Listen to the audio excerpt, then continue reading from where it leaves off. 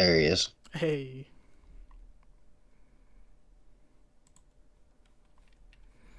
Are you ready, Jay? Yeah, man, I'm ready. Let's do this. All right. Welcome, everybody, to another episode of XN Interviews. Joining me this weekend, we have my co-host Jay Axe, as always. How you Hey, doing, hey. man? Good, man. And our guest this weekend is Dork Lessons. How are you doing today? Good, I'm good. How's everybody doing? Good, Very good. good. Yeah, dude. So a lot of people know you for your how to bait and how to intercept and stuff like that. How did you kind of get started with Marvel Contest of Champions? That's a long story. I think I've told the story before, but for I guess for an audience that maybe hadn't heard it before, like I was running a business for a while. I was doing marketing and stuff like that. Just got really tired of doing it after a while because I was doing a lot less creative work and I was doing a lot more babysitting. Is what I call it now. So it was just kind of managing everyone and hired people and making sure that our jobs were getting done. No one ever really did it the way I wanted it to be done because I always go like the extra mile, and some people don't like to do that. So after a while, when you work in, if you're a creative person and you don't create for a while, your soul kind of gets torn into shreds. Um, so I played MCOC from like day one. I saw it come out. I used to play Injustice, and I saw MCOC, and I was like, dude, you can actually control the character. You can back up if you want to, or if you want to avoid an attack, you can. So with that first story and this story together, um, playing after a while, I kind of figured out a few things. Like people would say, like parry is you can only do it by luck and stuff like that. Way back then, so like in 2015. And I figured out how to do it consistently. So with that hunger to want to create something for myself and be creative again, and and teach something and put out tutorials like I used to in a previous life, it all kind of came together. So I was like, let me just do this little pet project. Let me create a how to parry tutorial and just drop it just so I feel good about myself, for lack of Awesome. a better term. So I dropped it, and like the views were like going up like crazy. Like I don't know. Back then, 500 views was like, oh my god, I will never get more views than this ever in my life again. And that's what happened, and it started to spread, and people like Yeet OS was the first to invite me and get me on their podcast, and really try to get my name out there in the community. And I'll always thank him for that. Like I love telling that story about him. He's super super cool dude. And he got me out there. People started watching my stuff, and they were like, "Hey, what's the next one?" I was like, "I don't know. What are you guys having problems with? I don't know." I was like, "Do you guys know how to dex? Let's do dex. You guys know how to intercept?" And then it was just kind of coming up with fun names for a lot of these things as I was creating these tutorials. I didn't come up with intercept. Someone mentioned it at one point, and then I just ran with it. So I don't want to take the credit for that one, but backdraft is mine. I will always say that. That's my term. Anyway, long-winded story for how I got into all this stuff and how I got into MCOC and why I started playing and started making tutorials, and one thing led to another, and here we are. Yeah. So, what is your current title at Kabam? My title there is content strategist. Which probably shouldn't surprise too many people. You strategize content. Okay. So, yeah. Um. So, what exactly do you strategize with the content that they're creating? I guess. Um, it's kind of like a strategy of how you build that content. Um, Without going too deep into what it is or why, because that's that kind of stuff I just want to kind of keep in the in the proprietary area, Right. because I'm still not sure what I can and can't say sometimes.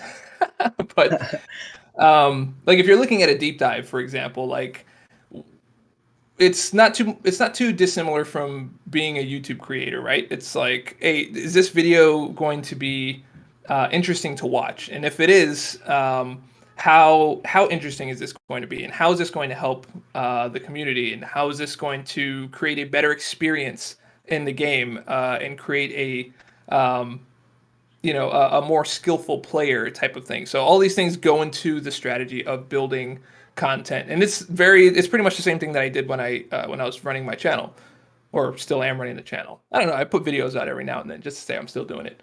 But if for example I was doing a new how to parry video for my own channel, the strategy would be, what's the goal of this video? At the end of the day, I want people to be able to parry better, to play better, to get farther in the game.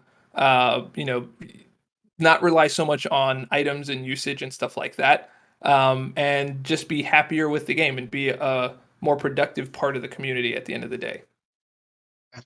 So, how was your transition from content creator to creator strategist?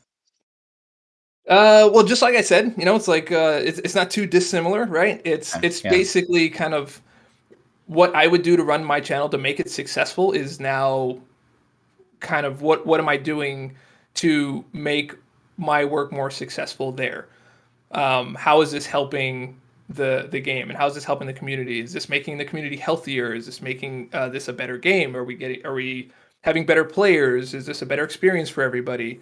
Does this create conversation where people are, kind of building this community up higher? That kind of thing is what it is. So it wasn't a big transition in that. However, there's a much higher bar of quality that's expected when you go there. So even though like I tried to be as high quality as possible with my own channel, I could cut corners if I wanted to. Like if you're just a little tired, I just needed to get a video out for the day, you can just like kind of pop one out, and it's all good.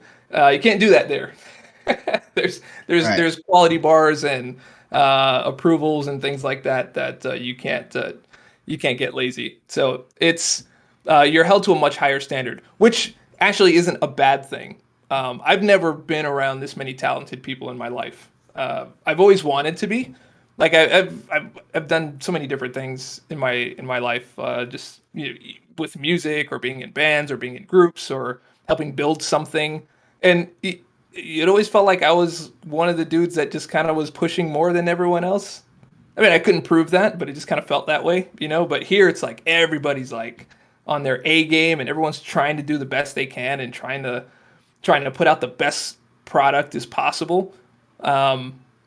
And it's just like, that just feeds you. Makes you want to do more and be better and continually try to like one up yourself. So that's probably one of the best things about it. And a big difference than working by yourself as a YouTuber. Okay. So shoot, what was I gonna say? Jay, you got something over there? Yeah, man. So, you live in Vancouver, right?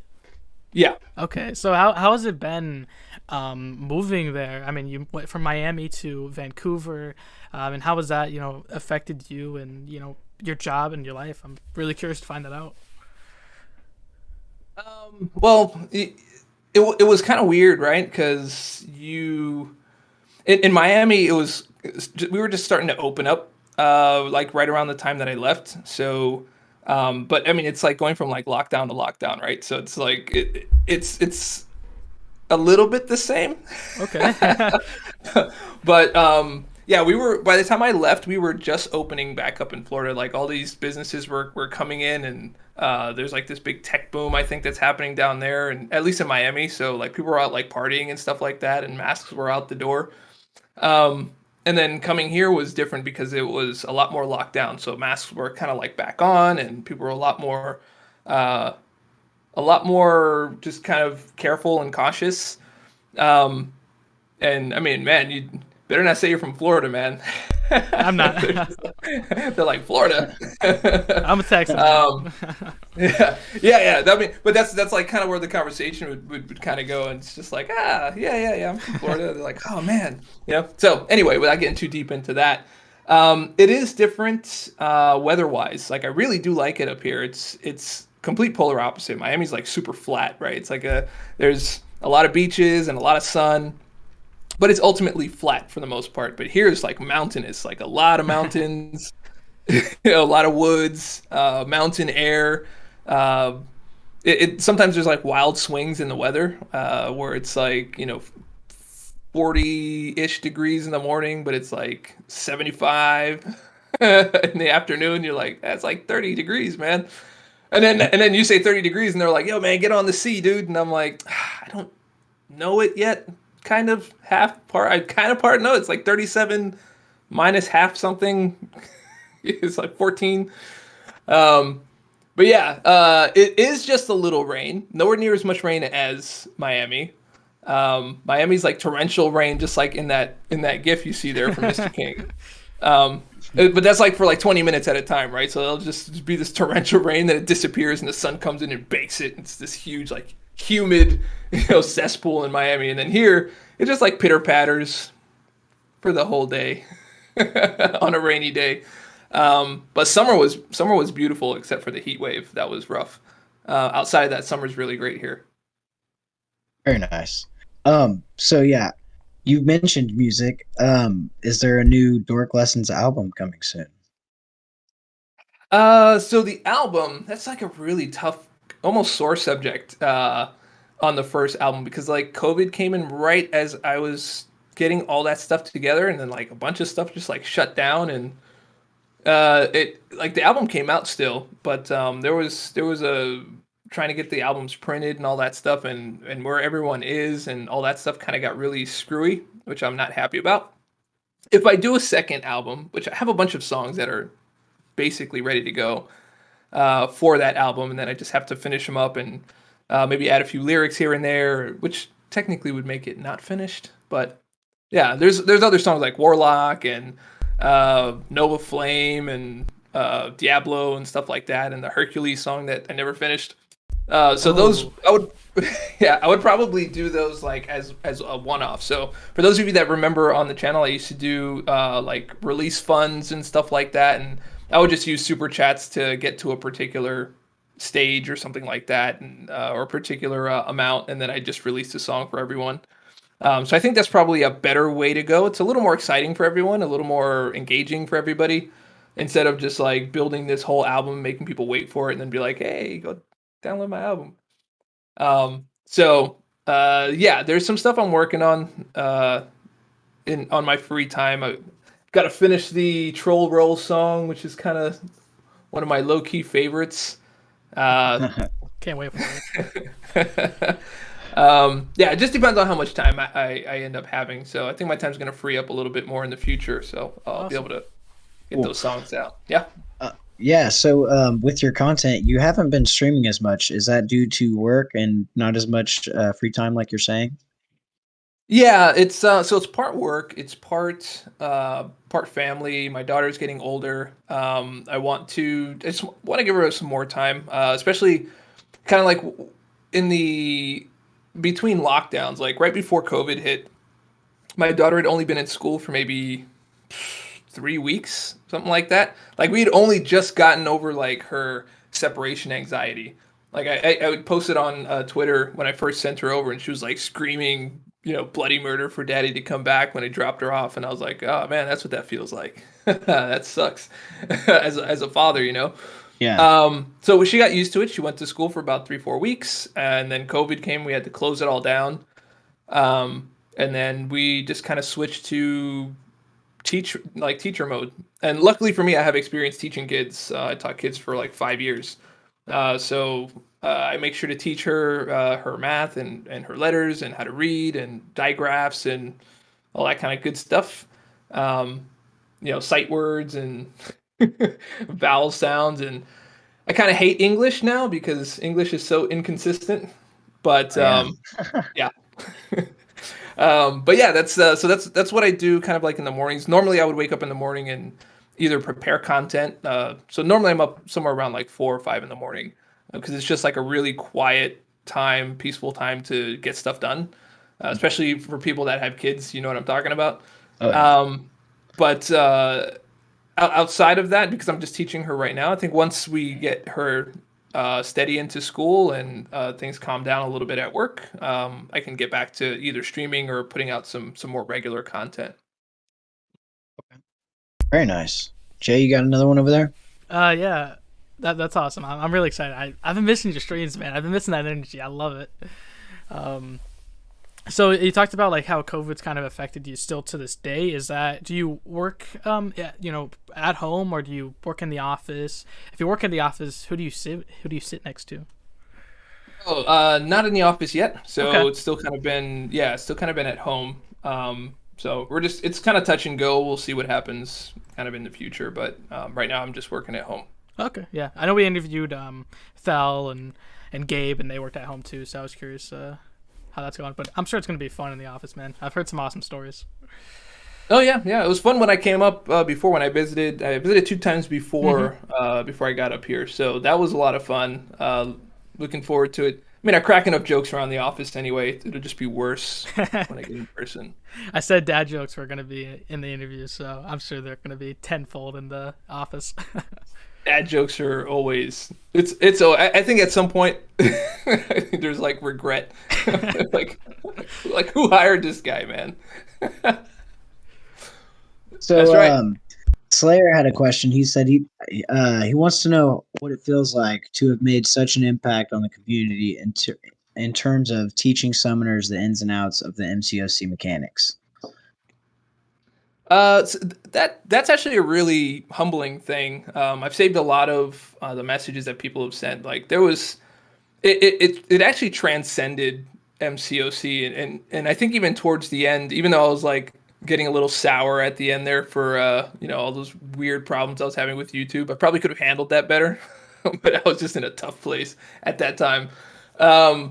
It's quite humbling to see what people have to say about the content, because they'll tell you, like, they'll write you like 2 paragraphs worth of stuff, right? But like the first line of the first paragraph is like, hey man, you've taught me so much about MCOC, and then they just like segue it into all these other things that they've been able to apply those teachings to in their life, which is actually really crazy. It's like, yeah, you've inspired me to be a better person, or you've inspired me to put quality into my work, and I got a promotion because of it and stuff like that. Like there's a bunch of those kind of stories, and then you start realizing that it isn't about the game. It's just about people and how you affect people and the way that you speak and how you speak. And some of the decisions that I made about my channel, like not cursing on when I'm live, is huge, because then that allows parents to let their kids watch it and kind of have a reprieve, and know that they don't have to worry about that kind of stuff.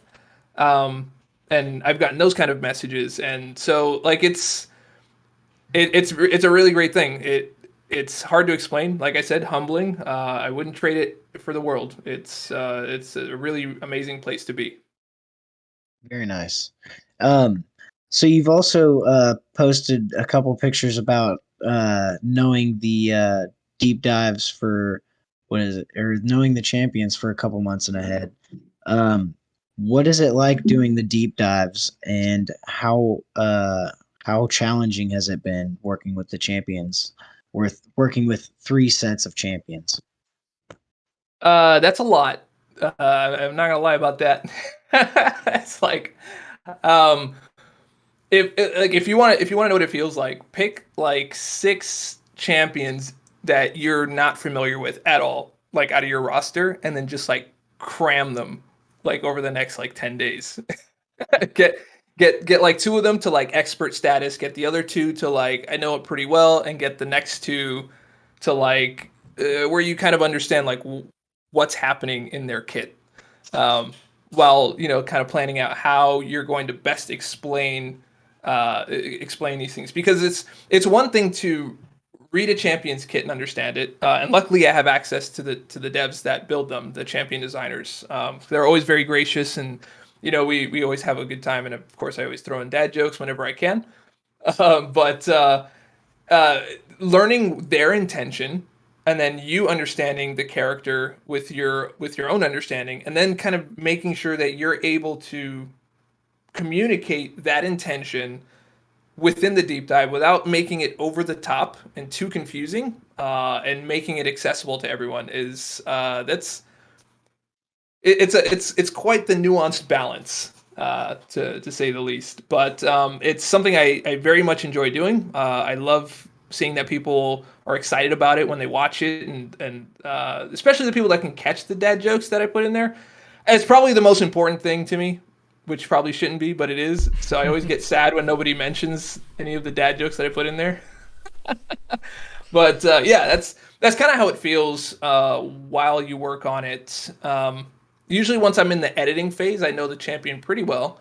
And then by that point, I'm kind of writing the script for the following month before we do the final delivery. And then that third month is just kind of like understanding those kits as they're written. And, you know, sometimes I'm sitting in their reviews over those characters to see like how those champion designers are, how their intentions are forming, and sometimes they don't play out, which you heard in like the Hercules interviews. You know, sometimes they'll create a design and it works. Sometimes they don't. Sometimes they have to tweak it, or sometimes they just like completely dump it and restart it, which then it makes it a little more difficult for deep dives, because then the timeline is a little shorter.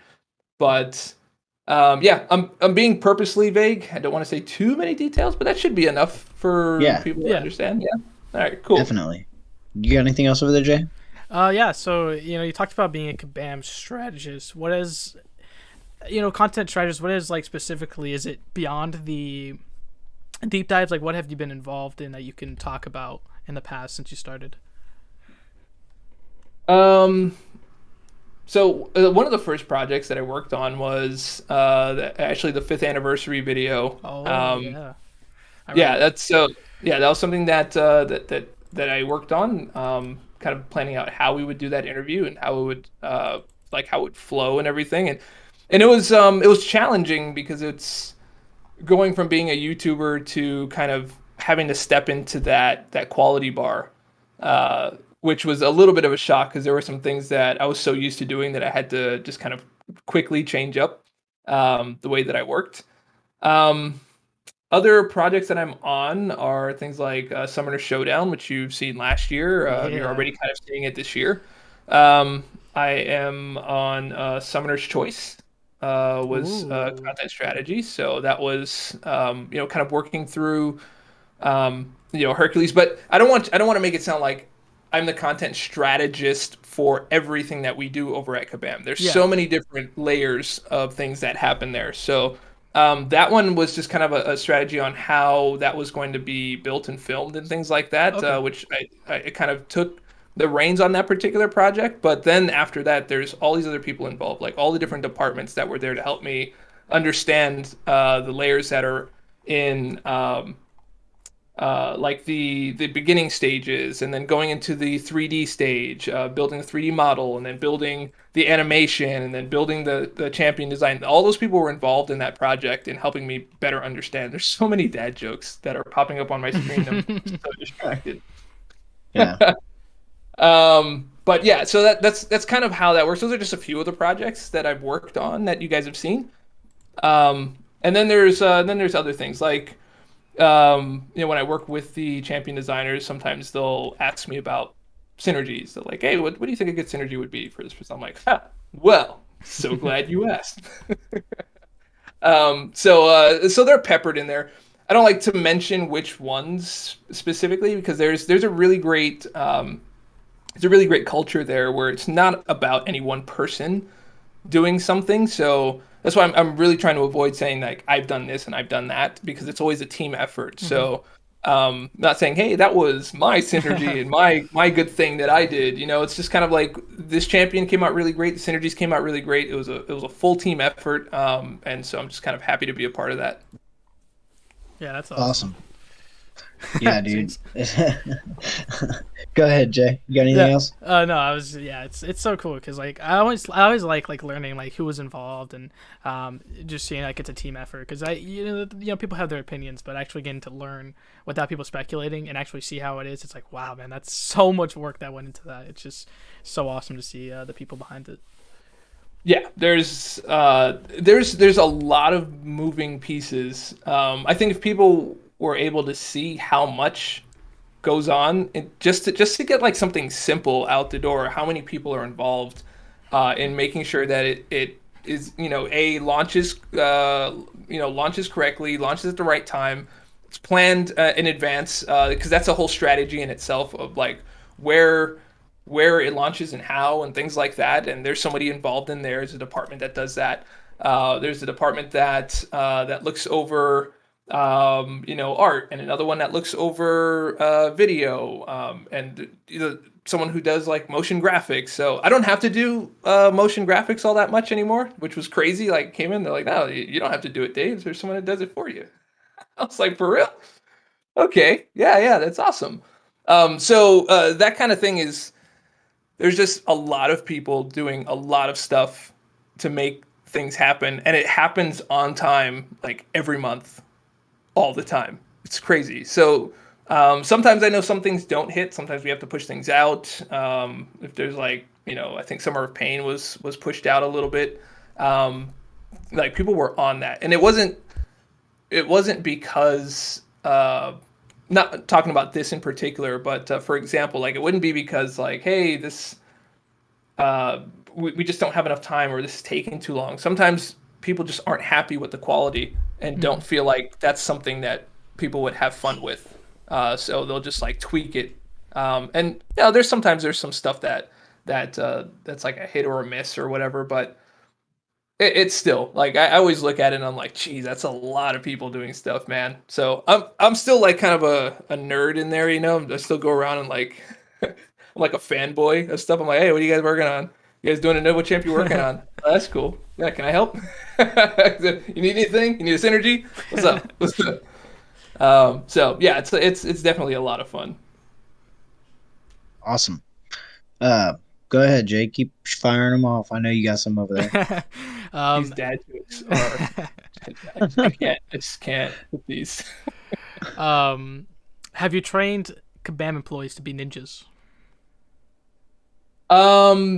Not directly. But yeah, there's a few that like knew who I was when I got there. So they're like, yeah, dude, I've done all your tutorials and stuff, and I'm like, man, that's really awesome. So yeah, so it's definitely been an influence, the influence there. And there's other creators that are other employees' favorites that they watch like all the time. That's so awesome. yeah, they're definitely in there. Like they have their favorites. I'm some people's favorites, not everyone's. not that I'm not a likable, I guess, figure to that person, but I might just not be the favorite. So all good. Okay. The Jim says, coming from a player to a creator to an employee, how was your perception of what information the player gets from Kabam, and how Kabam could better improve the communication without necessarily spoiling surprises and etc.? You mean like what did I think? So I mean, like could there be any improvements with communication from Kabam to players? I mean, there always can be. I mean, anyone who's married knows that. Yeah. It's like whenever you think you've got the right amount of communication, it's still not enough. There's still another level that you can hit, right? So, same thing. It's kind of like maintenance, right? You don't get an oil change and roll in your car for 100,000 miles. You got to go back and keep on fixing it. I've seen communication improve from like day one. Like I was there from 2014, where I was just like, hey, why don't you guys talk to us, man? Oh yeah, it was so different back then. Yeah, so it's heavily improved, and it always is improving. Like we're always talking about it on like what can be done better. And then there's we go back and review things. I think that's about as generic as I can get. I think that's what like most companies do, right? You go in, you plan something, and then you launch it, and then you have a post-mortem after, and then you're like, okay, how did that go? Was that good? Did it suck? If it did suck, how do we fix it? Can we yeah, the roadmaps are awesome. I love the roadmaps. Sometimes the roadmaps come up and I'm like, I didn't know they were doing that. when y'all start doing that? But yeah, exactly. So Imagine Jim is just like, he's also seen a huge improvement. So yeah, definitely. That's kind of how it is, and I think you can expect to see better, not worse, communication overall. There may be a situation in the future where it's like, hey, that wasn't communicated all that well, and then you kind of go and you look at it and you're like, yeah, I guess they were right. Let's do better next time. Okay. But you're not going to see like a return to 2016 or something like that. I'm glad. Okay. So with all that being said, are you also testing new content before it's released too? I do. I have access to a bunch of stuff. There's just not enough time in the day to get to all of it. You know what I mean? Like Yeah, I definitely. there's yeah, there's just it's so much stuff. It's I mean just doing two new champions, just kind of cramming those two is like pretty crazy as it is. Not to mention like any new, like the monthly content, the meta events, like those are all available to check out. End game type content is always there. And then there's, you're able to give feedback on it. When I first started, I think I kind of burned myself out a little bit because I went to like every meeting. I was like, oh, Act 7, yeah, I'll be there. Oh, new meta event, yeah, I'll do it. Yeah, for sure, I'll be there. Oh, new champion, yeah, let me test. I got it. I got you.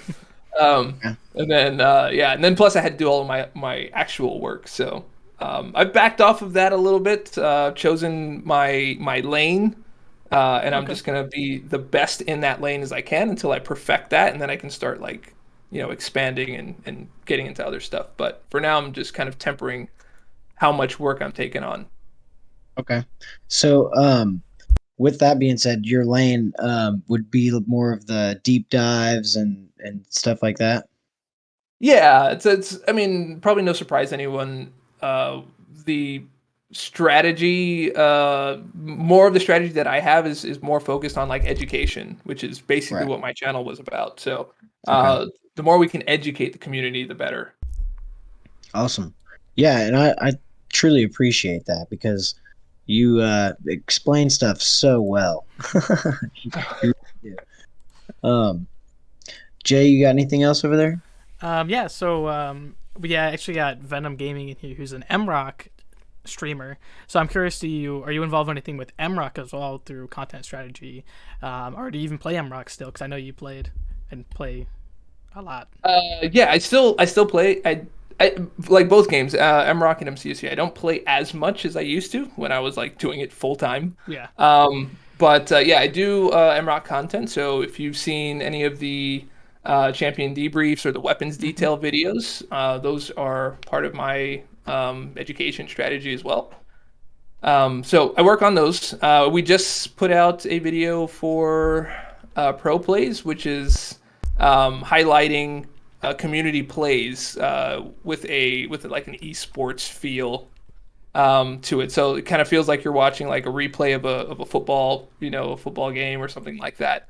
And really trying to uh, highlight and big up our community peeps out there and show who's like the best player and what some of the best plays are. Especially if you really just like jam on someone, just like because there's like there isn't like an in-game like taunt or flex type of thing, so we're gonna flex for you here. That's so cool. Nice. I've always loved esports, especially from obviously you're from you've been in Justice Street Fighter.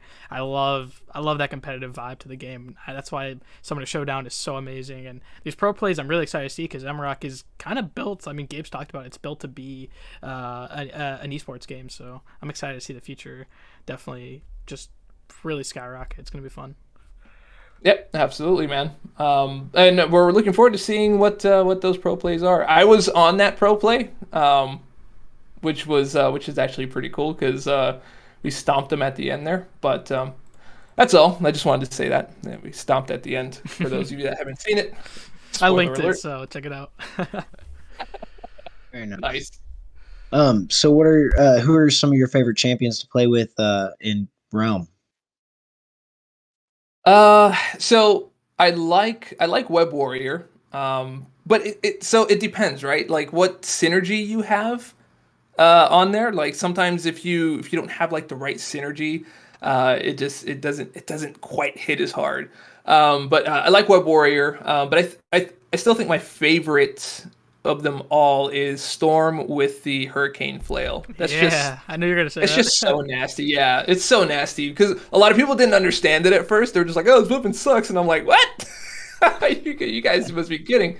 You get people like scared. You get them in a group, and you trap them with that little wind, and then you get that synergy that if you trap more than one person in your special attack, you get a big boost in attack. And then you just hit them with that with the heavy attack, and then you throw them out and of the circle. So either that your ulti will kill them or push them out, and then you take the point. And then you end up with like the most damage at the end. They're like, "Oh, I didn't know Storm does that much damage." I'm like, "Well, you know now." So speaking of champs in MROC, I know there are 2 upcoming champs. Or is that something you test as well, or is you just know of? No, I test them as well. Okay, cool. So, yeah, I have to do them. I have to know them as well as I know the champions for MCOC in order to create those okay. videos. So yeah, I put in a lot of time with the characters. I'd say I put in with each champion. I maybe put in about a good 25, 30 hours Wow. ish. Just kind of playing them because when I put them together, I have to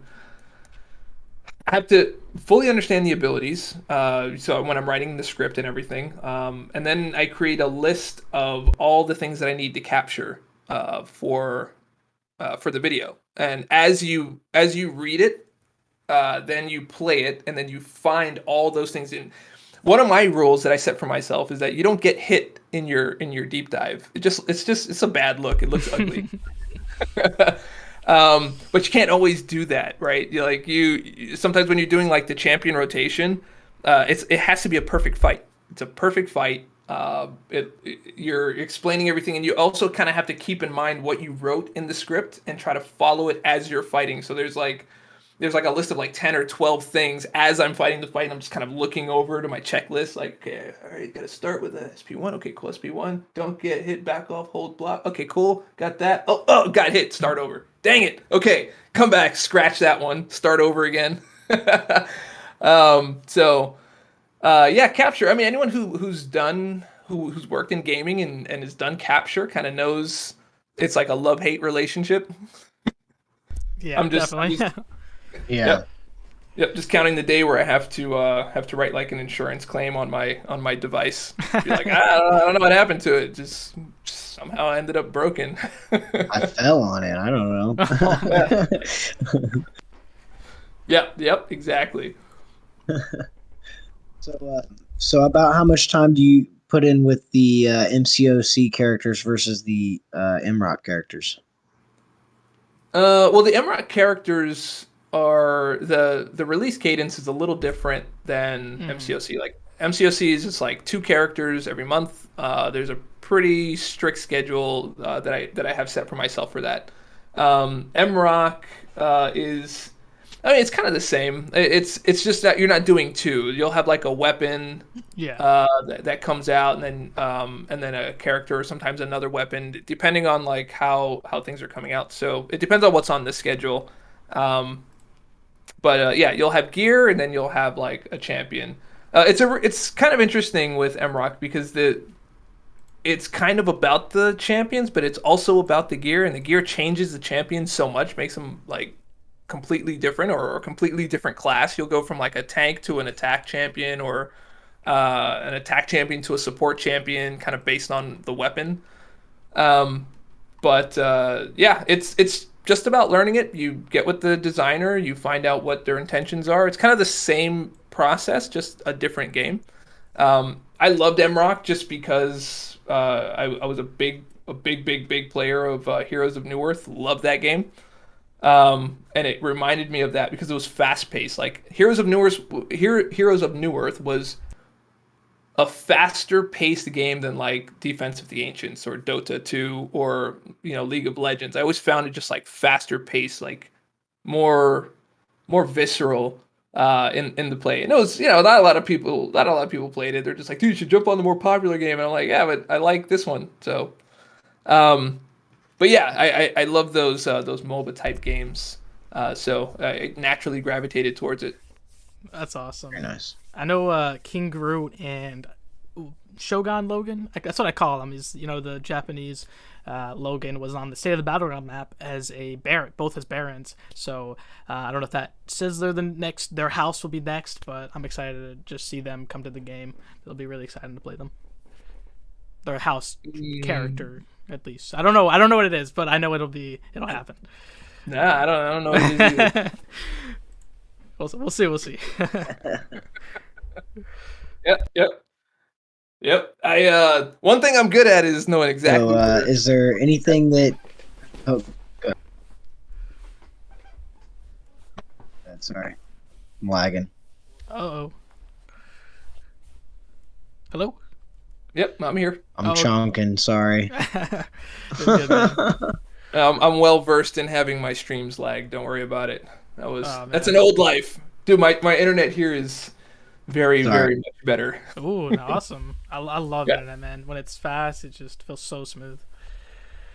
Yeah, I went from Comcast. Whatever. Man. Yeah, whatever that was. I don't know what that was that I had at that place, but up here I got fiber. So yeah, I've heard great things. Yeah, it is great. Oh man. Did you guys get cut off again? I think Exton is lagging a bit. Oh, okay. All right. Yeah, let me look through some of these questions. There's a bunch of things that were going on here in the chat. Yeah, I got a bunch written down too, so he'll let me know. Slayer says he wants to see War Thor in MCOC. I know Gabe talked about her, that we could maybe see her in contests sometime, so that'll be fun. The dude, MROC is just so nice. The cutscenes are so good. I'm really excited for the crossovers. Yeah. War Thor is he's a lot of fun in MROC. A lot of fun. Well, he's talking about the Baron, the female, the leader of the Asgardian Republic. Oh, okay. Oh, and then seeing if there's a crossover with MCOC. Yeah. It'll just potentially if it ever comes down. We'll see. We will see. I don't. Yeah, we'll see, man. Have you seen this? So Berserk, if you know him, he made this awesome Purgatory. Have you seen this? This came out today. It was really cool. Yeah, I saw that making the rounds. That is pretty dope. That's crazy. And he 3D printed that, right? No, he actually sculpts it himself with I think it's clay, molding clay. Nice. I want to say, I'm not too sure, and then he paints it himself. He does some really awesome stuff. He sent a domino to Rich the Man, and I think he made a couple other things too. Yeah, it's sick. Yeah, that's an insane level of talent, and that's like what I'm talking about, right? Like you walk around like the office. Back when I was visiting the office, you kind of walk around and you kind of get a glimpse on everyone's screen, and everyone's just like doing like dope stuff, dude, and you're just like, gosh, it's insane.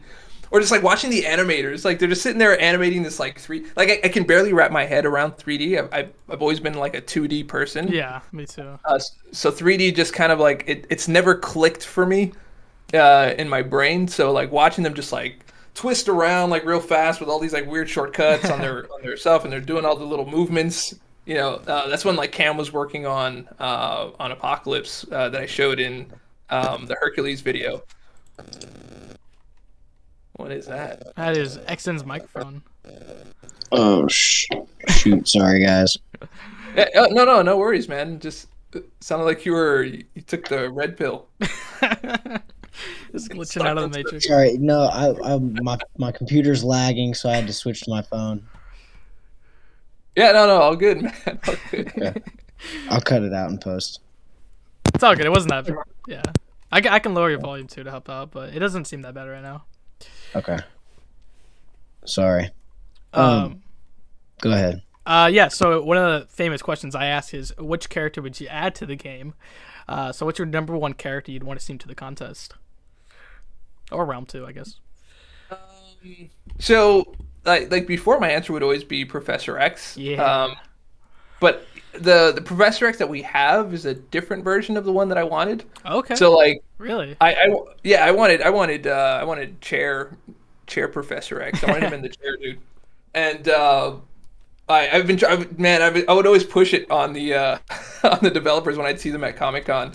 I'd always be like, why don't we put Professor X in the game? But hear me out. They're like, what, the one in the chair? I'm like, yeah, wheelchair X, man. I wanted him in there. So, and he would like, if you ever saw that episode of X-Men where he was having like some kind of mental issues with the Shi'ar. Like they were messing up with his psychic abilities, and then all of a sudden he created this astral version of himself, and he went and he was like, pranking on the X-Men. Like, yeah, like, I remember that episode. So I wanted him in the chair, but his chair would always be behind him, and he'd have his two fingers on his temples, and he would just be projecting the actual fighter. And of course it would be like missed mechanics and stuff like that because he's not really there. But he'd be like, he would fight with that astral version of himself. Okay. Which I thought would be pretty cool. But yeah. Little accent. Fellow daddy. Yes. Yeah. My favorite Marvel character.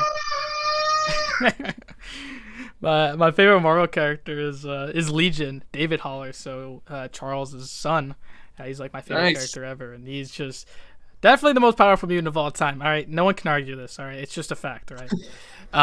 But he obviously gets like his psyche is so cracked and messed up, and but he has the powers to create he has the powers to create powers. That's how he works. But he creates a personality with that power. So he's just so insane, and like I always thought like he would work like a multi-tool, but you wouldn't control it. Like you would be like trying to do a cross puzzle while playing him. I think that would be just really cool. That's what it made me think of. Yeah, he's definitely a good one. I always wanted Quicksilver in the game. Can't believe we talked to Gabe and he said we could totally do Quicksilver. Like I was like, oh my goodness. Yeah, I'd love to like, how you have the like the multi-hit like mediums. Yes. But I wanted him for every hit he's doing like 5 hits. So like a medium is like 5 quick hits. Like a light attack would be like 3 hits or something like that. So you're just kind of building up, crazy combo meter, and somehow we use the combo meter or something like that. That's what I would do if I had a chance. Like, they have to, right? Yeah, like something like that. Had double, so like, come on, Quicksilver having quint. I don't know the term, but you know what I mean. it'll work good. Yep, that and probably Mystique. Those are like my 3 that I would want. And those are just like my ideas. Every time I take my ideas to the devs before I knew what was going on, they would always be like, "Yeah, we can't do that, man." Like, all right, cool. Mystique, you actually made an MCOC fusions, which I've made art based off your fusions. I love those things. Is that something you'll still do in the future? I have some templates. I still have some ones that I wanted to work on to kind of add some characters. Like I know some people were like, "Oh, this is not Marvel character." I'm like, "Yeah, it doesn't matter." Yeah. We're just seeing what we can build. But I do want to do more of those. Like all those things that I started doing towards the end are things I want to continue doing when I come back. When I do come back, I don't think it's going to be the same as what it was before, because before it was just kind of like about playing the game and progressing and stuff like that. And I think I may be moving a little bit beyond that. Like I'll still play the game, of course, but I think I just want to kind of do more things like that, more creative things. Create some more songs about some of the characters, do some more MCOC fusion, maybe do some cool stuff outside of that, maybe some of the stuff that has to do with the game or not, or some kind of like drum up some ideas from the community type thing on the channel, because I still have a relatively big audience. I haven't done anything with for a little bit, but stuff like that I would like to do. Or maybe just kind of concentrate on like dexing. Maybe make a series called Dorky Diggity Dex or something. pick a different character each time. So are you also working on the champions that are getting buffed as well? So yeah, like so it's kind of the way that I work with the champions that come out every month, right? So sometimes you're part of the review process. If I have enough time to go in, I can do that. So I don't run anything or like I don't have a decision factor on like what does and doesn't come out. Sometimes I'll come in and just be like, hey, I think this might work better if we did this, and they'll be like, oh, that's a good idea. Or sometimes they're like, no, I'm gonna stick with what I'm doing, and you're like, okay, cool. You know, like sometimes you get in, sometimes you don't. But yeah, sometimes I jump on them. I haven't been on the last few of them. I think maybe the last 4 or 5 that came out. I didn't have too much to do with, mostly because I was like in the middle of moving. But I do want to be on more of them. I kind of want to see if I can get maybe even like a video about their kits to come out when they come out. Yeah, I'd love to see that. Yeah, that's what I was getting ready to get to. I was going to ask if we could get deep dives on their new kits as well, or at least get a little insight other than some text before the beginning of the month. You know. Yeah. And We're working on it. Working on how we can fit that in if I can. if you ever need someone to cover the lore of them, I'm your guy. I've read every event in the entire game, so I got you. So, Well, all right. You got a lore buff there. Cool. Yeah. Quite proud of it. It's a lot of information. Speaking but of I love which, it. are you paying attention to the lore, and do you know where it's headed from now on, or no? Yes. Chrono Okay. Serpent? Okay. It's about as far as that goes. Okay. Hey man, we're gonna fight the Chrono Serpent. I know it, man. We're gonna get there. You've been teasing it for you made that interview with Gabe talking about him and Galactus, and I know it's gonna happen. I can't wait for it. Whatever else comes on, it's gonna be something amazing to see. Yeah. Oh, and yeah, absolutely. the Superior King that we had on the State of the Battle Realm and last year's anniversary trailer. Like, oh man, I'm excited because it's been so long. I'm really excited. That's nice to hear. Because like it's also refreshing too, because you watch Twitter, you watch a lot of the communications from the community, and it's mostly like, hey, when's this new character coming out, or what's their abilities, or big yellow numbers, or what kind of damage are they doing, and talking about like meta type stuff, and that's 100% fine. But every so often you have someone that comes in, they're just like, hey man, so what's gonna happen with like Karina, bro? And you're like, what? Like, you know about that? So yeah, that's awesome, dude. That is pretty cool. Yeah, my channel is basically like a lore channel, so I teach, like, you teach people how to play the game, and I teach people about the lore of the game, so it's kind of cool. Nice lore lessons. I got it. that's actually a great name. I don't want to steal from you, but it's pretty nice. Nah, go for it, man. So is there anything we can look forward to from content from you, or in the near future? You mean like my personal content? Yeah. It'll probably be just finally getting that Hercules song done. So Hercules is like, I'm trying to channel. So like I try to do things that I can't actually do, right? That's kind of like, I'm always trying to push myself further, right? So this song is kind of channeling a Godzilla style Eminem flow, which I am working my best to try to make happen. I'm probably gonna have to like do a ton of takes and just like piece it together and let people think I did it. But we'll see. Yeah, it's a lot of words, and actually like writing rhymes like that is really challenging, because it's like writing 4 times the rhymes for like one line that you would normally if you just spaced it out. But that's definitely something I'm trying to push for. I have a beat that I like. I put that out on Twitter, I think, a few months ago when I started working on it. So I've got the beat down. I have the lyrics down. I just have to be able to perform it without messing up. Yeah, the Warlock song is coming, Metal Sonic 2. He's never gonna let that one. He's never gonna let me live that one down. Cat Murdoch, how you doing? It's always good to see Hello. Cat Murdoch. She's Oh yeah. super talented, man. Super talented. Love the art. Always love the art. Um, yeah. So yeah, those are. I'll probably do some songs first to try to get my way back into like creating content. So, Finish the troll roll song, which is a very similar feel to like Charlie Puth. He does like When I See You Again, like that hmm whole like at the end of like Fast and Furious where all the dudes were crying but they didn't admit it because little boy died, right? So it's kind of like that feel. It's a feeling. That's what uh, the inspiration for that song came from. Because whenever someone gets a troll roll, it's kind of like they died. So I'm just kind of like eulogizing their yeah. soul with that song. Yeah. Dude, I know that cadence is gonna be so good. So yeah, it definitely feels like that. Absolutely. So yeah, that's where that song is coming from. I posted a little bit about that, like a small sample of that somewhere on Twitter at some point when I was building it. But yeah, I've written the other verses. I just gotta get back in there and sing it. Hell yeah, man. Uh, Nice. so we'd like to see some. You're gonna do some MROC songs as well.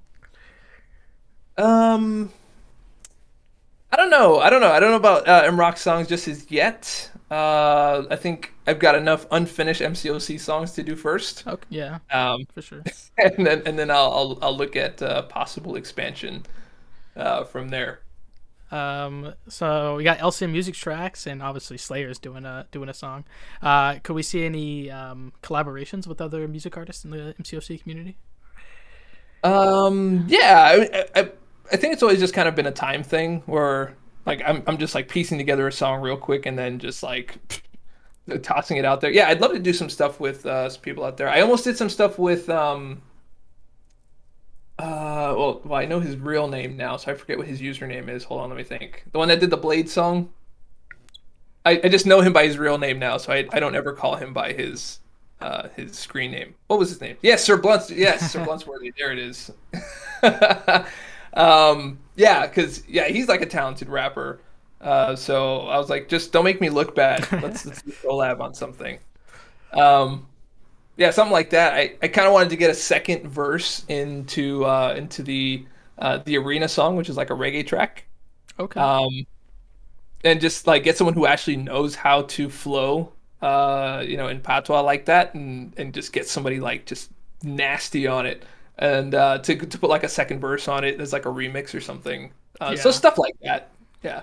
that'd be awesome, man. I love music. Like it's keeps me going whenever I'm at school or just chilling doing stuff. It's so nice. Yeah, man. So it's what drives us, man. It feeds the soul. For sure. Out of the like reparry and bait videos, um, what was one of your favorite ones to record? Uh which one was the most favorite one to record? I mean, I think out of all my videos, the one I had the most fun filming was the one that had nothing to do with education at all. It was when I ranked up Ebony Maw, but I dressed myself up as the Joker. Okay. Yeah, that one that was a lot of fun. Filming the instinctive touch intros was a lot of fun, especially like putting myself in the bathtub and trying to make it look like I was getting drowned or something like that. That was weird. My wife passed by when I was doing it. She's like, "What are you doing?" Nothing. You'll see. You'll see at the end. But yeah. Ebony Maw is yeah. There it is. Um, yeah. I've always been able to do like a Joker impression, so I just put it to good use. Very nice. You got anything over there, Jay? Yeah. So what's your favorite character to play in contest? Uh, Doom was like always a favorite of mine to play. I just loved his loop. She-Hulk. Yeah, Doom was a good one. I love playing with Professor X. I love playing with Tigra. Tigra's like a always been a favorite of mine. Of course, Quake. But There's been a lot of new characters that I haven't gotten at all. Nimrod was a ton of fun to play. Loved playing with Kitty Pryde. I don't own them at all, which is kind of part of like the bittersweet part, right? Like I play with them, they're like rank 3, 6 stars, and rank 4, 6 stars, and then I'll go back to my account and I'm just like, huh, I feel you, man. I'm in the CCP and I'm like, oh man, I gotta play these characters, and then I look back at my account and I'm like, oh yeah, I don't have these characters. Yep. I never got a CGR, but I tried to get them like towards the end there. Never got that. Hyperion never got in my account. I do love Sorcerer Supreme. I love that play style and just kind of being able to have control over your blessings and stuff like that. It's always been one of my favorites. Oh, yeah. I don't know. It's hard to choose like a favorite. Because anyone who's watched my channel knows that I always kind of chose off-kilter champions to play. Just because I enjoyed like how they played, or I figured out a good synergy or a good way to use them. That other people didn't think of. I mean, other people did think of it. You know, they would always say it when I put the video out. They're like, I've been doing that for months, and I'm like, yeah, but I got a channel, so so I'm gonna put this out. Yes, Red Goblin. Sorry about that. Yeah, Metal Sonic Dude reminded me. Yes, Red Goblin is also on there. He's actually one of my rank 3s. So I put my money where my mouth is on that one. Guardian's freaking great. I love Guardian. Being able to parry special attacks is such a fun utility to have. Invisible Woman is like still on my top. Doc Ock, fantastic. Dragon Man's a low-key favorite of mine. Darkhawk. I love playing Darkhawk because if you can get in that in his phase mode, you can just like heavy people in the corner like forever because they barely ever gain any power. It's a lot of fun.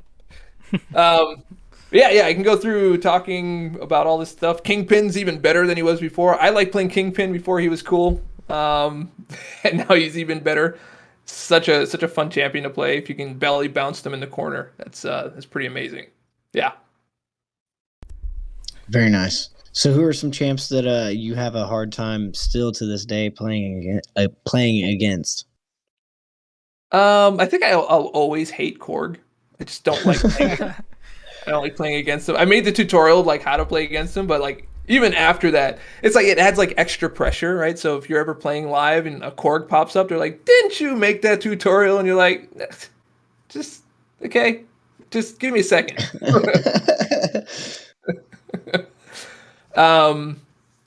Korg, yeah, I think Korg just like that's just one I don't like playing against. I'm looking through my roster like right now just to see if there's anyone else. I think Korg's probably like my least favorite to play against. I don't see anybody else that I hate quite as much. Or like when you walk in, when you get into a war fight or something like that, and you don't know who you're fighting, you see Korg, you're like, your heart drops. I don't see anyone else that really makes me feel that way. Like Magic used to make me feel that way, like before they nerfed like Mystic Dispersion, not nerf, but like made it so that you didn't have to, you weren't like always activating it every time you dexed. So it's not really a nerf. I guess that's a fix. Yeah, I think I'm just gonna go with Korg. I'm looking through this list. I'm not seeing anybody else that gives me the same level of dread. So, who are some of? Wait, hang on. I forgot what I was gonna say. Go ahead, Jay. Least favorite characters. I'll be right back. I gotta go to the restroom. All right. Least favorite character.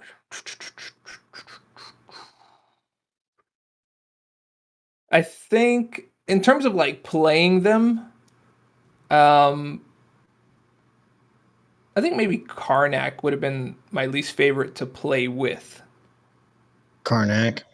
All right. Yeah, I think that's just kind of looking through this list. Yeah, that's probably the one I had that I enjoyed the least playing. Even back like when he first came out. Yeah. He could definitely use a buff. Yeah, I think so. So since these buffs have been coming out, like Magneto, who has been your favorite so far? I love the Magneto update. I was teasing that for months. Yeah. on Twitter, I was just like, you guys are gonna love this one. So I just putting out all these like Maggie posters, like the Schwarzenegger Maggie movie, and I was like, what is wrong with this dude? I was like, you'll see. You will see. I'm back. Wait, who'd you say? Yeah. We're talking about buffs, new champion buffs. Which one is his favorite since Magneto? Ooh. Yeah. I'm thinking Magneto was a great one. Love the Kingpin one, for sure. Hulkbuster was a lot of fun when he dropped. I was like, I think people are really gonna enjoy this one. He's a lot of fun to play now. Yeah, we'll just cut it out on that one. Otherwise, I'll just keep looking through my roster and just random buffs. You're like, yeah, that one was cool too. Yeah. So, can you tell us anything about the Thor Ragnarok or Guillotine buffs? No. Okay. All right. I'm okay. Yeah. Fair enough. Maybe in like a future in a future interview or something like that, I can possibly like get some clearance on something like that. Like, hey, what morsels can we toss out there or something like that, and then we can do that. But for now, I don't feel like asking for forgiveness. So, well, what is something you can reveal about the future of the contest?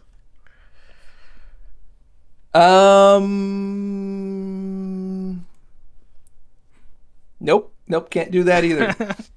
No. Yeah, that's because you know what, I can probably say some stuff pretty safely, but I don't know that for sure, and I don't want to take any steam away from anyone's announcement about anything. So, because that's like one of that's the thing that kind of sucks, right? There's like months and months and months of development that goes behind something, and then like maybe someone finds out about it somewhere or something leaks somewhere, and then it just like drops, and it's just like, dude, I mean, like you remember that guy that came out of Endgame? Sorry for the spoiler, guys. But the guy that comes out of Endgame and he's like, Tony dies, and then he got beat down at the theater. Oh man. Yeah. I did not know that. I was not sad about that. I don't condone violence or anything. I wasn't sad about it, because that really, it's like 10 years of like investment, and then someone just wants to come out and just like leak it. So I don't know. I'm not a fan of that type of thing. Not that I'm leaking anything, but I want people. You definitely teased some stuff before.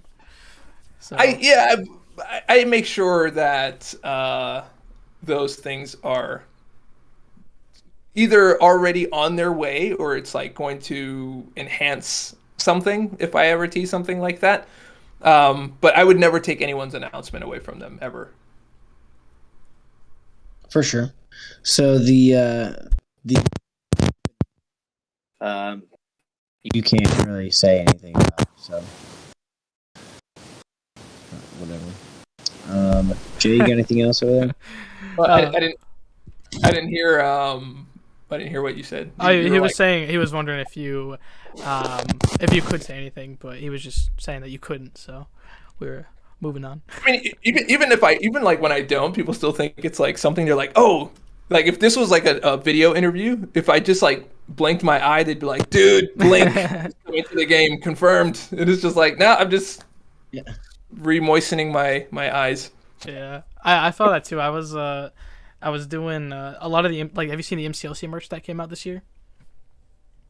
I saw some of it. Which one are you talking about? Well, kind of all of them. So I was just going over how Civil Warrior, he got an action figure the same month he got buffed, and Venom got a statue the same month he got buffed.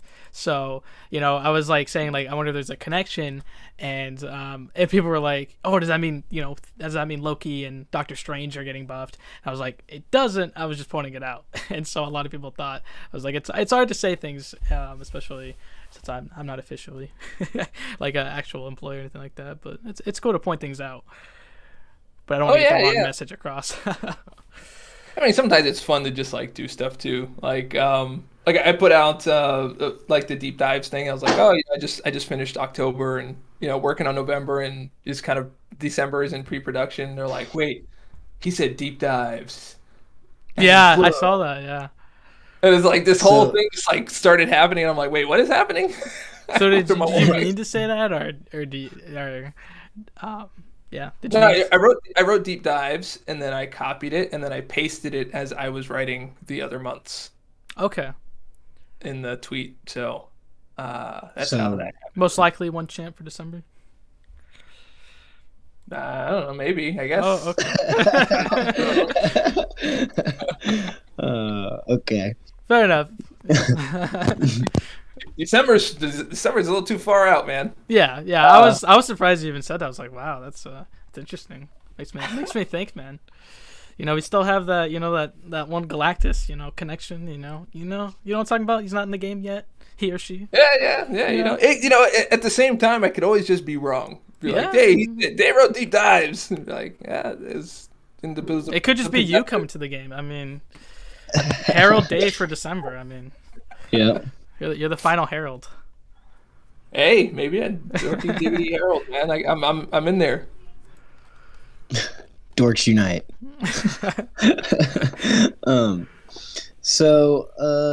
Jay, you got anything else over there? Yeah. So, I'm curious on, have you? So you talked about the dev diaries before. Have you worked on anything like the Relic, Strikers, Project Genesis, anything like that personally that you've gone and worked on, or is that something you've just observed?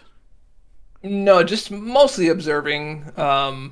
I'll probably end up playing them to give feedback at some point, but no, I'm not part of like building those actual initiatives. Okay, but testing once they're built and everything.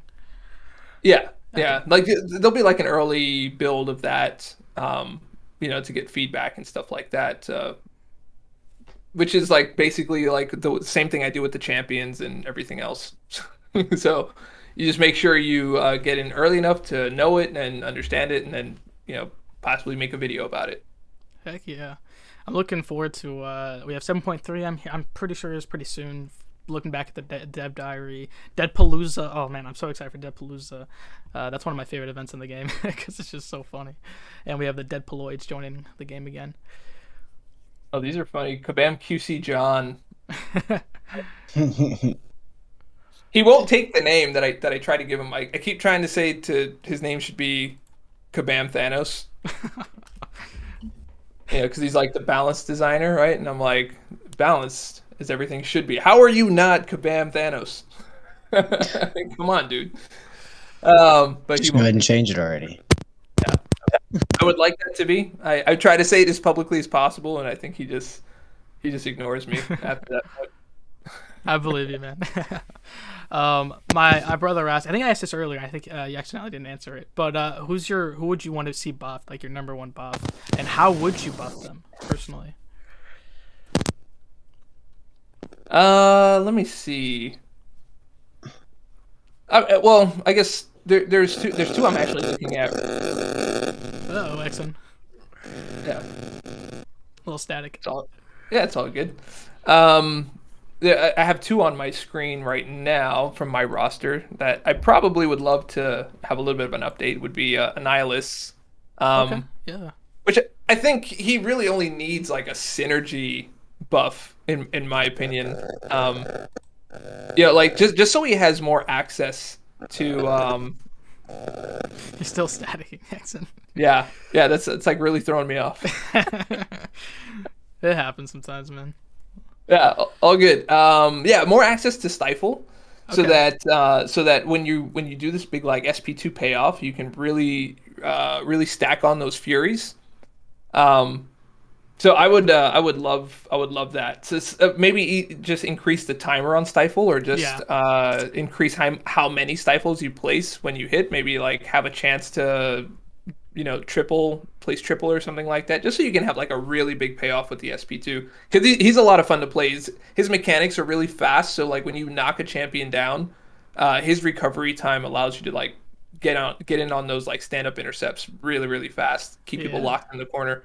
We know that on defense. Yeah, yeah, exactly. Iceman, Iceman, I think needs a little bit of a bump. Yeah. To kind of push him back into the meta.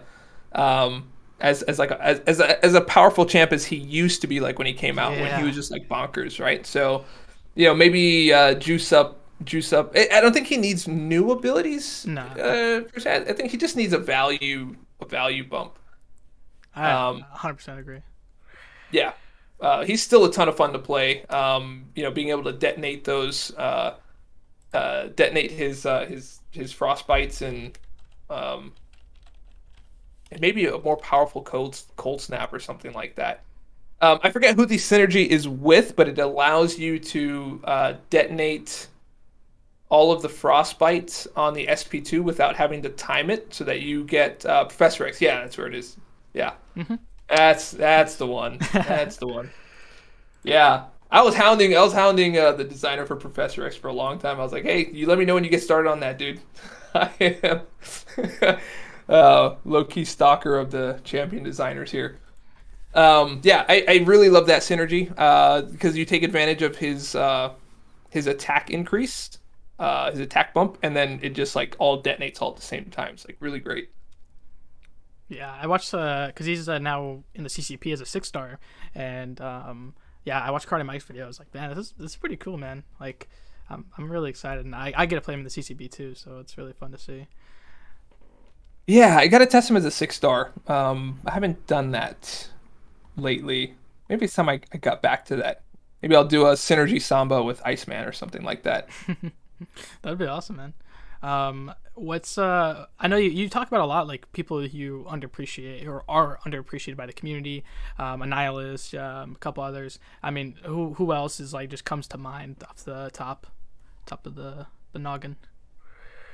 Let me think. I mean, some of them have been buffed since then. Invisible Woman still, like, I think she still floats below a lot of people's radar. About on how powerful she can be. I think maybe Kitty Pryde may be outshining her a little bit right now in terms of that phase ability and just the insanity that she can do. Yeah. She's crazy. Silver Surfer is always underappreciated. Red Goblin's underappreciated. I like playing with Ebony Maw, but I think he still needs a little more juice. Darkhawk, I think, is underappreciated, even though people like the song. Yeah, people like the song, but he's underappreciated for sure. Night Thrasher, I think, doesn't get enough attention. Yeah. My good friend Brendan B McG, man, he is a Night Thrasher. He's just all about Night Thrasher, man. He's got like an ultimate guide that's like an hour long of how to play him. It's definitely sick. And even Cat made some work for him for it too, so that was just really cool. Nice. Without naming all of them, I'll name like 3 more as underappreciated. Angela is probably more appreciated now that she's been buffed, but before people didn't give her the time of day. She was she could still bang back then. Nebula's always been a favorite of mine. Yep. Like, a lot of people don't talk about Nebula. Like, when you talk about, you're like, hey, man, who could do some pretty dope damage? They're just like, nobody goes, Nebula. Like, no one ever says that. Yeah. I think what BG did I forgot which one. One of his free-to-play, or one of the accounts, and he brought Nebula, and he was, like, killing content with Nebula. I was like, man, I did not expect that. Unzo. Yeah, dude. So I was, like, definitely shocked, man. Yeah, definitely. She's a banger. And my always talked about Hela. I've done a few videos about Hela, and you're like, dude, I had no idea she could do that kind of damage. But I don't think anybody takes her into content to do that. She's Hela is very, very underrated, but she's also a skill player as well. Like you really got to know your stuff to make that work. Those are just kind of like my, I think, underappreciated champions. List right there. See, one of the first ones you mentioned was Darkhawk. Is there anything that we need to know about Darkhawk that might get overlooked? So Darkhawk has he's great with suicide masteries, right? So because he has those healing abilities. So you want to be able to time your modes in a way that while you use your special attacks and you take that recoil damage, that you can easily switch to the next mode. So either you're loading up your special 2 to jump off of like the SP3, or you take the last hit of like a multi-hit special to gain the knockdown, and then you just kind of gain that 10% health bump right there. Having suicides on board helps a lot. The only downside with Darkhawk is that you need a pretty high sig to take advantage of that extra damage that you can do. Yeah, A-Bomb and the Red Guardian synergy. Yeah, absolutely. I was super excited about that one when that came out. For sure. But yeah, that's like one of the big things with Darkhawk for me. His what's his mode called? Sorry, just slip in here. His SP3 mode. Not okay. Someone help me out. Null mode. There we go. Thank you. This is what happens. This is what happens when you're like cramming like so many champion abilities. I'm just like, I can't remember them anymore. I can't do it. I just can't do it. Yeah, his null mode. You poked the symbiote god bear. Oh, is that what? There, everyone's going crazy for that. Yeah, I can. Yeah, everyone's been talking about it, and they're just like, "Hey, Dave, is this what it is?" I'm like, even if it was. Hey, man, I've read the lore, man. I know they've been building a symbiote event for years now with Sim Supreme leading all the symbiotes. So, we haven't really found out why he's doing it. So, I'm hoping for Nolan anti-Venom, personally. But yeah, sorry to cut you off. Yeah. Hope, hope is out there. It is, man. Hope Van Dyne. There we go. Hope Van Dyne. There you heard it. Moving on once again. What games do you play besides MCOC and Marvel Realm of Champions? Man, my gaming has slowed down a little bit. So it's like I still have my PS4 in the box. My Xbox One is still in the box. Get a PS5, man. I will do that when I unpack the actual PS4 from the box. If I play something, it's usually like little small games or like games with my daughter and stuff like that. I am playing some of other games. Yep, I'll just switch the subject on that. There's a game. Hold on. There's one game that I downloaded from Apple. Hold on, let me tell you the title. It was actually a pretty good game. I got into it for a while.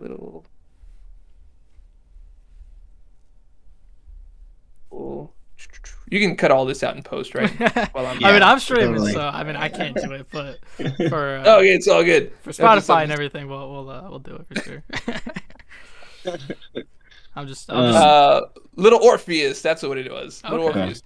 Really, really great game on that I was playing. It's just a little Apple Arcade game. It's not like free to play or anything like that. You just kind of play it once. So I was playing that for a little bit. Yeah, that's about it. Just little game time. It's crazy when you play games all day long. I actually don't play games after work now. Now I just like sit down and watch something on Netflix. That's funny. I was trying to write a song or something before this started. Yeah, man. We just finished watching Manifest. So Manifest. Oh yeah, that's a good one. I like that. Manifest. Yeah, it worked out pretty good. I mean, Ben got a little annoying there at the end. I was just change his character or something. Get something else going on. Finally watched Terminator Dark Fate last night. Probably should have watched it on Thursday because Thursday was garbage day. Yeah. So that's yeah. Yep. All right. So are you keeping up with the MCU at all? I am, except for the last two movies. I didn't see those two. You know what? Like, pandemic stuff changed a lot of stuff. I used to review movies all the time. I would have my second channel, Dork Reviews. Mm-hmm. And I would see all the movies early and go to all the screeners. And now not as much. I may try to get back into it because now they're doing like digital reviews. So they'll just like send you a digital copy and you review from home. So now that that's open, I might return to it. But right now, yeah, I haven't seen the last two movies. No Black Widow and no Shang-Chi yet. Okay. Yeah. So, Yes, go gotta ahead, watch Jay. it. You gotta watch Shang-Chi, man. Watch it. Yeah, It's so I good. haven't seen Shang-Chi either. If the next So deep dive champion was a vegetable, what vegetable would they be? would it be broccoli? Yeah. Yeah. Broccoli and Brussels sprouts. Interesting. No spoilers. Cucumber and broccoli. That's funny. I'm excited to see who the other champ designer is for the one of the other champs. I know one's confirmed since Broccoli has his last champ coming out next month. Jim wants to know how much we are going to love KBM Broccoli's final creation.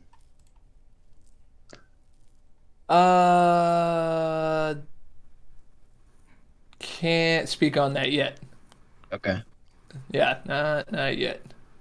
Kat says Brock's last champ isn't playable. So maybe a boss fight or some sort. I don't know. Yeah, I don't know. We'll never know. I hope it's not like it's not like disappointing. Like people are just like, "Oh man, is Dave gonna spill the beans? What's coming out next month?" And I'm like, We had Gabe on here, and he was like, "I don't know what I want to say, but we'll see. I'll get in trouble later," is what he was like. So I was curious how you were gonna react to being under pressure. Yeah, my situation's a little different. Mine's just gonna deport me from the country. They wouldn't do that. No, they wouldn't do that. So my brother asked, are you kind of excited? Have you played any of the new Marvel games or console games? Are you excited for the newer console games like Guardians of the Galaxy next month, Midnight Suns in March, the new Wolverine PS5 game, as well as Spider-Man 2 PS5 as well? Man, I've seen the trailers and they look good.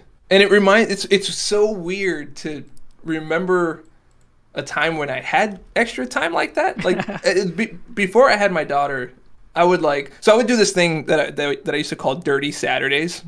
Okay. This is when I started kind of getting a little busy with the business that I was running at the time. But I would always have like more time on the weekends. So like Friday, Saturday, Sunday would just kind of be more of a chill kind of time. So what I would do is I would go to GameStop like early, either late Friday or super early Saturday, and I would just play the game from like the moment I woke up until like 2 or 3 in the morning, and just like knock the game out. Because I'm just like, I won't have time to play this any other day, so it would be like Dirty Saturday. So my wife at the time would my girlfriend at the time, fiance at the time, whatever. She would just come out. She's like, "Are you gonna get up?" And I'm like, "Nope. Just gonna keep playing. just getting up for water and snacks or whatever. And I'm powering through this." So, and then after that, I would take a shower. So, hence Dirty Saturday. Definitely not what I expected.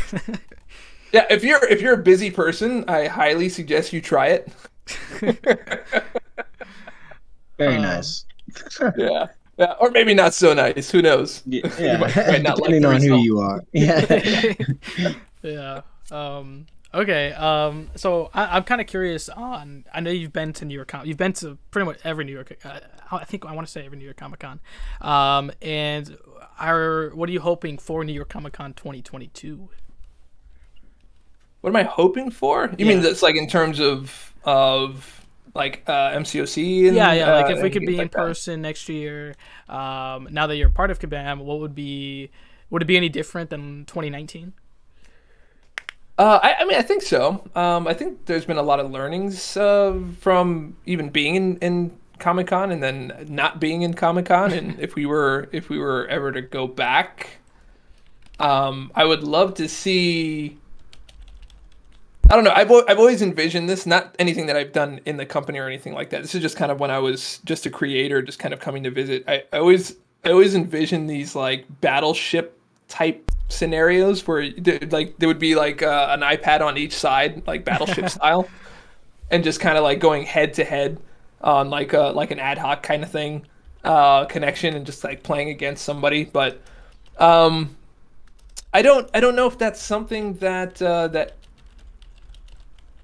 that would actually happen, sitting Battleship style. I would I be don't know. I scared don't know that. to go to against Yeah. Rusty.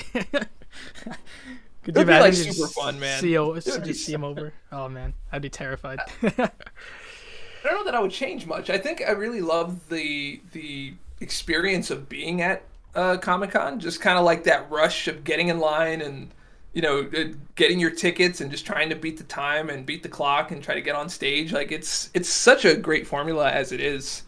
I don't know that I would change much. I think just kind of seeing and interacting with people again would be like the highlight. That was always the highlight. Yeah. 'Cause I don't know about you guys. I don't know anyone who plays MCOC like in public. You know what I mean? Like you live in your city, and like you might go to a restaurant one day and see someone maybe in passing playing MCOC, and you're just like, oh, dude, this like I did not know you played this game, but then you have like an instant connection to this person, and then when you go to Comic-Con, like they're all there.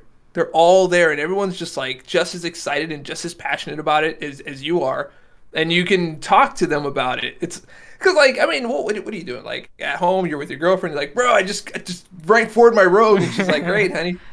But like nobody cares about what you have to say. But you go to Comic-Con and everybody cares, man. They want to watch your crystal opening. They want to watch you rank up champions. They want to experience what you're experiencing with you, and vice versa. And it's just like a really, it's unexplainable. And I know that there's more MCOC players out there. Maybe they're just kind of like pocket players. They don't want to pull the phone out in public or something. But yeah, it's just like a really great way to do that, and doing meetups is a great way to do that as well. Just kind of meetups in your area, even if it's just like 4 or 5 people. It's really great to just chill and talk about something that you play multiple hours per day. Yeah, I'm really fortunate. My brother and my dad play the game with me, so I get to have that connection that you guys are lacking. And but honestly, I seriously can't wait for Comic-Con. It's gonna be so cool once it happens. It'll be such a fun event. I can just tell. Oh yeah, for sure. Absolutely. Jay, you got anything else over there, man? So you are in the CCP. I know that's like you're kind of like beyond the CCP now, in a sense. But what would be anything you would change about the CCP if you could? Anything that I would change about the CCP or improve? I mean, I'm still in it. I just don't. I don't have any time to make reviews because I'm kind of making like a really big review. I think maybe not speaking on that part in particular because that's not really in my wheelhouse to say. But something that I do with my deep dives is I try to create opportunity for CCP. So I try not to like cover every single thing. I create very specific things about champions, and it's almost the same for every champion because I want CCP to kind of come in and fill in the gaps. Like I'll do a couple of like best uses here and there, and they're not even like one of them or one or two of them might be a popular one maybe, but I keep them pretty generic because I want the CCP to get in there and just be like, no, here's where you use this character. You know what I mean? So that's just something that I would love for the CCP to do is just kind of take more, like really exhaust those uses. More initiative. It's kind of no, not so much like initiative, just kind of like I don't know. It's not really meant as like a more initiative thing because that would suggest that you're not taking initiative, which is absolutely not. No, I the meant case. like I feel like with the CCP, we've had like a lot of people come on and say like everyone kind of does the same thing. So I think that like you're saying, like people kind of look for more than there's more available than what's actually shown. Yeah, absolutely. That's what I got you. Yeah. but yeah, no, I'm really happy with the CCP. I mean, the CCP was a pipe dream like 4 years ago. Yeah. That was just like no way. I mean, when I first started in the CCP, it wasn't even called the CCP. And we like sometimes we would just get champs like the day before. Like I'm a little embarrassed of my Human Torch review because I had him for like 24 hours and I spent like half of the time making a song instead. Oh man. So like there was a few things that I missed, like the reverse healing, which was like super huge. I was like, yeah, he's just all right. And then I found out later that yeah. So stuff like that. So being able to have access to characters so early, and then they even made improvements after because when we first started CCP, like early days, like reviews were just kind of coming out whenever. And so anybody who wanted to put a little extra time into their video or do a little extra research, you kind of like fell behind the curve. So having like a date where people kind of drop their reviews is like a big thing. It's like huge. It allows people to breathe a little bit. So there's been a lot of improvements as is, and there are more to come. So yeah, I'll just stay out of that wheelhouse in terms of improvement because you'll see them soon enough. Oh, cool. Yeah, I'm excited. Very nice. Excited to see that stuff. Really So, excited. so are you still in an alliance?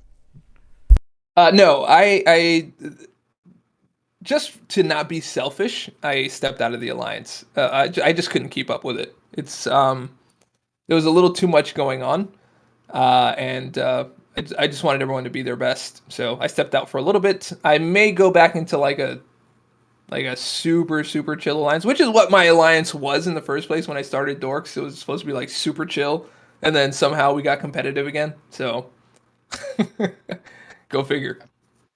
So, what do some of the folks at Kabam think of Metal Sonic Dude beating an Abyss champ with a 2-star? Well, I mean, Metal Sonic Dude's always subject of conversation. Anyone with a ton of skill and showmanship and love for the game is a topic of conversation. Like, it people that make content, your stuff is watched a lot more than you think. Like they really pay attention to that stuff. They watch what you guys are doing. They watch how much you love the game. They talk about it. You do a really great skill play. It gets talked about. So I don't know. Just feel good. Feel good knowing that you're getting talked about, but won't ever know about it. Okay, so do you know any of the newer content creators? I see them around. I've seen a few. Barrow Man is. I hope I said that right. Barrow Man. Barrow. Is it Barrow or Barrow? Barrow. I think it's Bureau. Barrow. Yeah. Barrow Man. Yeah. I lurk on that. Unofficial Kabam Mike. I've seen his channel. I know he's not really all that new. He's been making stuff for a long time. And a few others that I don't have right off the top of my head, but those are some of the ones that I've seen just kind of making a splash. The ones that put in like extra, like some extra visuals or do a little extra work are the ones that kind of catch my eye personally, because I don't make that kind of content all that much anymore, and I love seeing that people are kind of filling the gaps and making really great content. Yeah. Big Kid Scotty puts a lot of time into editing, and it like shows off because it's so entertaining to watch. Yep. Well, which one? Big Kid Scotty. Big Kid Scotty, yeah. It's Big really Kid funny. Scotty. Yeah, Yep, I gotta check him out. I haven't seen his stuff. yeah, he makes like some really funny meme content, and he does a really good job at editing. It's really cool to look at. Nice. I know you love So him. if you could describe your experience thus far moving to and working at Kabam so far using a dessert, what would you choose? Let's see.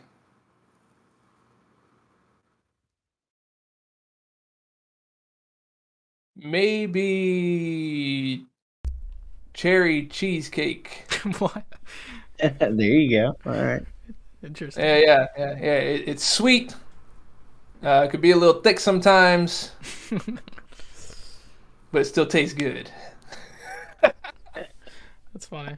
I don't know. I'm drinking a Venom black cherry drink right now. So Yeah, there you go. There you go. The darker the berry.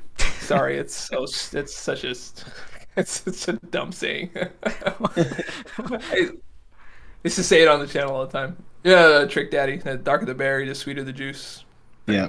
Yep. Yeah. Okay. There we go. So, Music Man Joe wants to know if you have seen any of his MCOC music videos. I have not.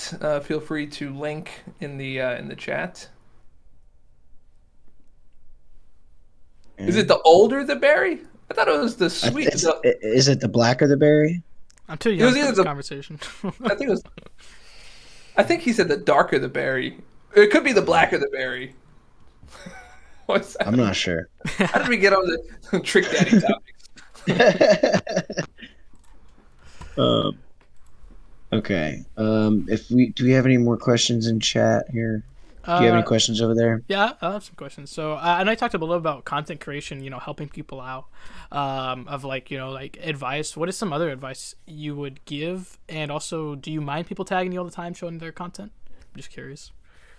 No, as long as people aren't upset that I don't answer right away. So, like, typically someone will send me something, right? And I'll get like the notification. I'm like, oh, okay, cool. Someone's sending me something. And then immediately I'll get like either chats at work or something comes up on the screen. I'm like, okay, I'm going to come back to this. And all of a sudden I've opened up like 20 tabs since then. Yeah. And then it's gone. Yeah. It's like the Joker. It's like, how do you make this disappear? It's a god. I love it, man. I love Joker. Yeah, man, that's it's just kind of like that. I don't mind it. Again, some people take it personal. They're just like, oh man, it's been 3 days, and I'm like, yeah, I know. So what advice would you give to a newer content creator? So the advice that I give everyone is, if you're a new content creator, don't chase. Yeah, like don't chase content. You've got to kind of like set up your content in a way that it's organized. Right? So sometimes people will say, "Oh, I've got an idea. I'll make a video today," and they make a video, and if it does well, it kind of gives you this weird sense of anxiety. Like it's super fun and it's super great. You're just like, "Man, my stuff's performing," and then you're just like, "Okay, what am I going to do now?" And that's kind of where it starts. You start getting more subscribers. If you chill back and make something realistic for yourself, start with something like, hey, I'm gonna put out a great video like once a month.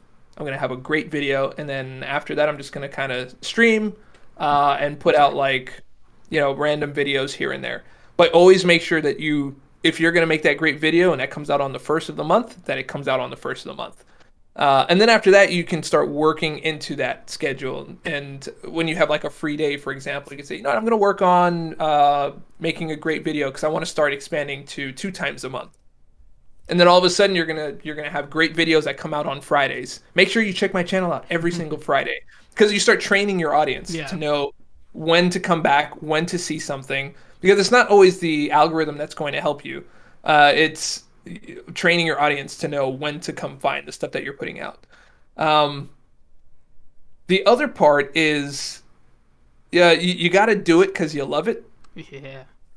Because people can smell that. They can smell it. They can smell it if you're fake. If they know you're not really about this, Even like towards the end, like I told you, when I started to get a little sour on my channel, people were just kind of like, I'm not really about this. And you see it. You start seeing less viewership. You start seeing people drop off. But yeah, do it because you love it. And if you love it, people will be attracted to that. I think someone said here, be yourself. It's kind of the same idea. Be yourself. Don't try to be anybody else. Break the mold if you have to. And just have a good time. So be consistent, be yourself, and do your best.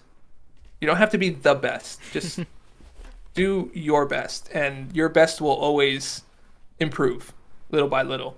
For people that don't that don't do quality all that much. Like when I say quality, that doesn't mean that your content is garbage. I mean, like if you're not going like over the top with like graphics and all the extra like visual quality type of stuff. I would say like one of my mistakes was I put a little too much emphasis on that when I needed to be more consistent. Because I was too busy trying to make the next great video when I needed to just be making more videos. So if there's a lesson to be learned for anyone off of that, yeah, for sure, do that because it's more important to engage your audience than it is to be putting out like really great stuff because they just want to see you at the end of the day. So be consistent with content. Once you're consistent, you can work on quality. Very nice. Very solid advice. Oh yeah, man. Another thing I would say is don't compare, because I feel like comparing, like there's so much, especially with mental health too, when you're a content creator, it definitely like slows you down so much. So that was some really good advice. Oh yeah, comparing is rough on both ends. Like if you like are like the worst visual artist ever, and you're looking at like really great visual content, and you're comparing yourself to that, that's a mental hellhole.